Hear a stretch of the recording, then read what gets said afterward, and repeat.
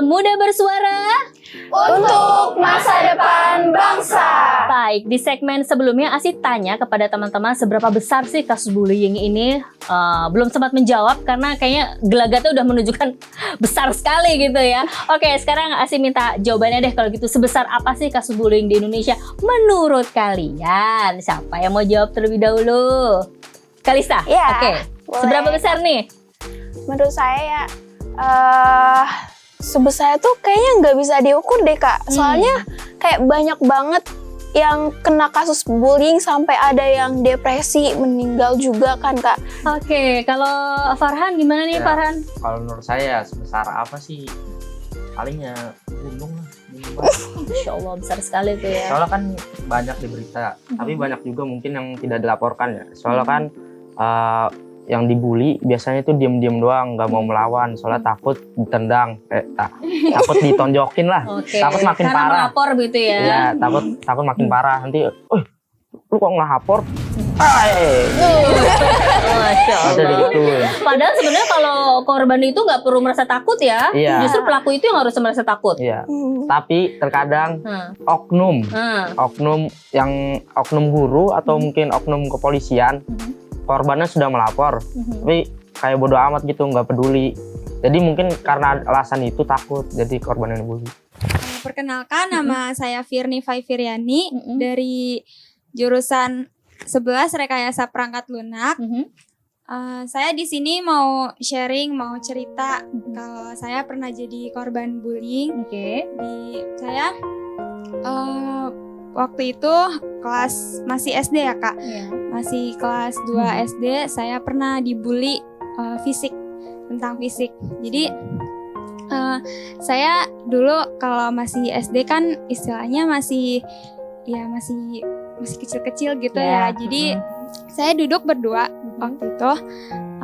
Saya ini duduknya tuh di paling belakang, di paling pojok karena duduknya ini suka berebutan gitu Kak. Jadi siapa yang datang pagi itu yang duduk di depan. Kalau dulu di sekolah saya kayak gitu. Iya. Nah, saya ini istilahnya datangnya paling akhir. Jadi tersisa gitu sendirian. Saya pas masuk saya ngeliat sekeliling, ternyata ada nih Kak yang kosong satu di belakang. Saya duduk di sana. Nah, teman saya yang membuli saya ini kayak dulu emang badan saya agak gendut gitu ya. Jadi dia ini iseng gitu Kak. Jadi suka nyubitin saya. Bahkan saya pernah ganti baju olahraga gitu kan. Pernah yang namanya kerudung saya ini diambil, terus kayak dilempar-lemparin gitu kan. Pelakunya perempuan atau laki-laki? Perempuan. Oke. Perempuan. Habis itu setelah itu pokoknya badan saya ini kayak Dipeluk dulu sayang temannya. Dipeluk dulu.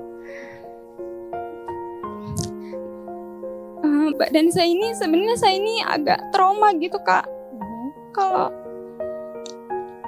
jadi saya pernah dicubit sama dia sampai biru gitu Kak. Tapi saya ini pas waktu itu misalnya saya nggak pernah cerita ke orang tua. Bahkan ngadu ke guru itu saya nggak pernah. Apa ada rasa takut atau enggan atau bagaimana? Iya, saya takut gitu Kak. Maksudnya belum berani buat ngomong cerita ke orang-orang sekitar gitu. Oke. Dan sampai sekarang rasanya itu masih mengganggu ya. Masih trauma. Pernah ada penyelesaian tidak terhadap antara kamu dengan pelaku ketika sekarang sudah lebih besar? Enggak sih Kak, waktu itu jadi kebetulan pas saya naik ke kelas 3 dia ini pindah sekolah. Saya nggak tahu kenapanya, cuman dia pindah sekolah. Di situ saya karena dia tuh ngebulinya ngomongin gitu Kak. Jadi dia ngajak teman-teman yang lain buat ngebully saya. Jadi setiap saya jalan ke kantin atau kamar mandi itu pasti dikatain kayak maaf ya Kak, dikatainnya kayak gorbon, kayak gorila kerbon gitu. Oke, sekarang mumpung ada kesempatan, yuk boleh sini ke depan dulu sayang. Berdiri di depan sini. Sini kita turun yuk. Anggap kamera ini adalah teman kamu yang ngebully kamu dulu. Apa yang mau kamu sampaikan kepada dia? Mudah-mudahan orang itu melihat dan mudah-mudahan para pelaku pembuli lainnya juga tahu bahwa iseng-iseng mereka itu menyakitkan dan itu bisa dibawa bertahun-tahun oleh orang yang diisengin, dan itu rasanya sangat tidak enak kan? Sangat mengganggu kan? Nah sekarang kami menyediakan tempat untuk kamu meluapkan rasa itu, membuang beban itu dari hati kamu, supaya hati kamu menjadi lebih plong lagi, supaya nggak ada inner child nanti tuh di dalamnya. Silakan yuk, ada kesempatan kamu boleh bicara apa aja untuk teman kamu itu. Buat teman saya yang pernah ngebully saya, insya Allah saya udah maafin kamu. Udah maafin, cuman kalau buat rasa sakit hati masih trauma banget. Kalau masalah fisik itu pokoknya paling nggak bisa dilupain, walaupun ya sebenarnya udah ikhlas sih, cuman ya pokoknya kamu yang pernah ngebully saya semoga hidupnya bahagia, terus sukses ke depannya, jangan pernah ngebully lagi, semoga hatinya terbuka buat gak pernah ngebully orang di sekitar. Itu aja sih. Barakallah untuk kelegaan hatinya dan untuk kekuatanmu. Masya Allah, boleh beri tepuk tangan untuk temannya, kita kasih semangat. Oke, Masya Allah. Ini pengen tahu nih untuk teman-teman yang ada di depan sini. Jadi apa sih yang harus kita lakukan gitu? Apa sih yang bisa kita lakukan untuk membentengi diri kita sendiri supaya kita tidak menjadi korban bullying? Jangan takut untuk melapor, Kak. Jangan takut untuk melapor ya. Iya, itu penting banget ya, karena kalau kita dari situ aja udah takut, bisa dilihat sendiri temen aku nih masih ada rasa traumatis gitu pas waktu dia dibully. Jadi ya jangan takut melapor, apalagi itu ke orang tua.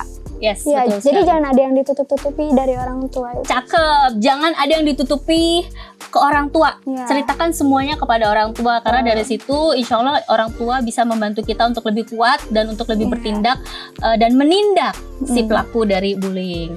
Betul. Kalista, Farhan, ada yang ingin disampaikan? Silakan. Yuk. Menurut saya ya Kak, sikap kita juga harus diperbaiki sih Kak. Kalau lagi di lingkungan bersosialisasi, kayak misalnya harus lebih sopan lagi, jangan kayak apa ya Kak, kayak sifatnya tuh kayak jangan agak kasar gitu, itu juga boleh, itu juga bisa memicu pembulian juga sih Kak, gara-gara sifat kita yang kurang baik gitu loh Kak. Kalau menurut saya sih, saya setuju sama Kalista ya. Soalnya kalau nanti kan kalau misalnya ada orang songong ya, kan kesal juga saya juga ya kalau songong. Gimana dong? Lu terus kategori songong teh gimana maksudnya ya? Kalau songong kayak gimana ya? Aduh kayak gimana Nyebelin ya? gitu ya? Songong kayak nyebelin nanti. Gitu ya? Iya kayak kan nanti malah memicu gitu. Jadi Oke. ya sikapnya biasa-biasa aja, nggak usah terlalu berlebihan lah. Habis itu kalau pengen agar terhindar juga ya, tadi kan kalau kata siapa maaf tadi? Najwa kan melapor ke orang tua. Nah kalau menurut saya pribadi, menurut saya sekali lagi, menurut saya sih belajar bela diri. Kalau untuk laki-laki ya, kalau perempuan kurang tahu deh. Kalau menurut laki-laki belajar bela diri agar kita nanti kalau dibully ya kalau udah berlebihan banget ya lawan lah. Setidaknya bisa lawan dikit. Soalnya kan orang tua gak ada selamanya. Tepuk tangan dong untuk semangatin diri sendiri dan juga teman-teman di sekitarnya. Oke, terima kasih teman-teman di sini atas partisipasinya. Boleh tepuk tangan, ini keren banget. Dari sekolah mana sih? SMK Komunikasi Bekasi. We are not the best, but we want to be excellent. Bisa, hebat, juara. Masya Allah, barakallah.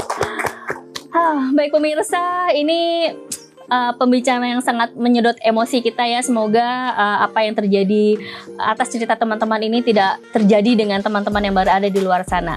Oke, demikian program Muda Bersuara kali ini. Saya Asri Mohtar pamit undur diri. Sampai jumpa pada episode berikutnya. Wassalamualaikum warahmatullahi wabarakatuh. Muda Bersuara untuk masa depan bangsa. Terima kasih. Udah. Farhan.